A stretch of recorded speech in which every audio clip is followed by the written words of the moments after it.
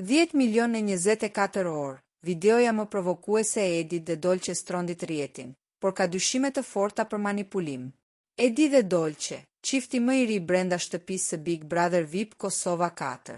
Një moment intim dhe provokues ku shihet Edi duke përqafuar Dolcen, duke mbështetur kokën në trupin e saj dhe duke e puthur në bel. Videoja arriti shifrën e pabesueshme prej mbi 10 milion shikime në më pak se 24 orë. Shifra rekord ka shkaktuar menjëherë një debat të nxehtë në rrjet, duke ngritur dyshime të mëdha.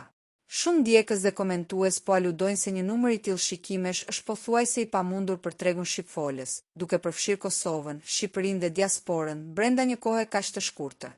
Dyshohet se shifrat janë fryrë, duke aluduar për një shtim artificial teknologjik të shikueshmërisë.